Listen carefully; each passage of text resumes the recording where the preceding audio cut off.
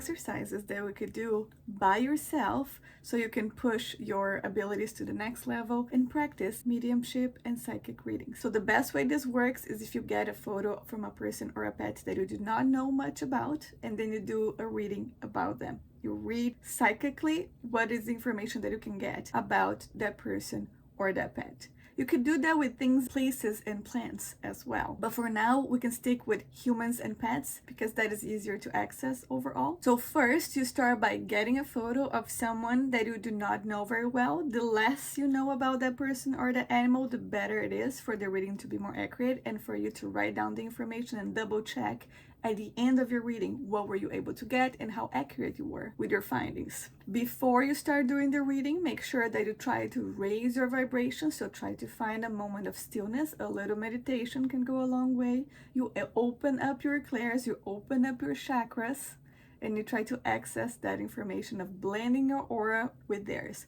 You can blend your heart with their heart.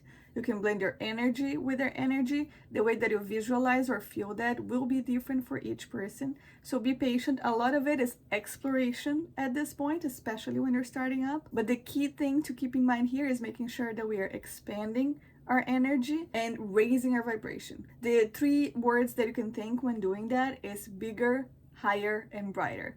Bigger, higher, and brighter. And this is the idea of us raising our vibration, increasing it, expanding ourselves with love and care and kindness so we can get the most information that we can in a positive way. So you get that photo, and it could be a photo of a pet or a human that have been living or deceased. If you don't know if they're living or deceased, it's even better, and you can ask yourself, what do you feel like? Does it feel like this pet or person is living or deceased? And then you ask some questions. What is the personality of this person or pet like? What do they like doing? What did they do during that photo? What was happening? What were the events that were taking place once this photo was taken? What events preceded this photo? Where was this photo or pet at? Someone's house, someone's event, someone's farm?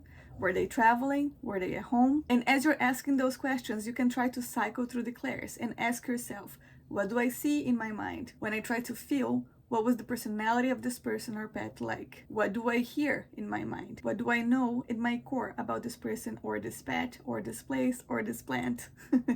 And that's the best way to start practicing your psychic abilities. And then we start accessing the information. The information should start coming to you in a passive way. You're not supposed to be reaching to it. You just sit in stillness and let it come. It's going to feel like thoughts that you have every day, but it's going to be slightly more subtle and slightly more out of nowhere. You might feel like you're making things up, but just for the fun, just for the sake of practice, write everything that you get down and then double check the information that you get with the person that sent you the photo or the person that knew the person or the pet that you're reading for within that photo. And that is a great way to start practicing. Again, don't judge yourself in the process. Allow the information to come and to flow. And that's how you get the development. First, we need to understand how do we feel, get used to that feeling, then understand how do we feel when we blend with other energies, and then how does it feel for us to get that information and the fluidity of that. Mediumship is a great tool to know more about ourselves, to learn to trust what we get in our feelings, their deepest core feelings.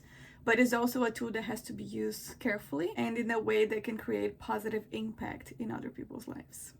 Try it out and tell me how you did. You can do that every week if you like. Just be careful of not overdoing yourself because energy work, it's a very draining thing to do, so we shouldn't overdo it. It requires a lot of focus and care. Just make sure that you're aware of how and when you're practicing and using it.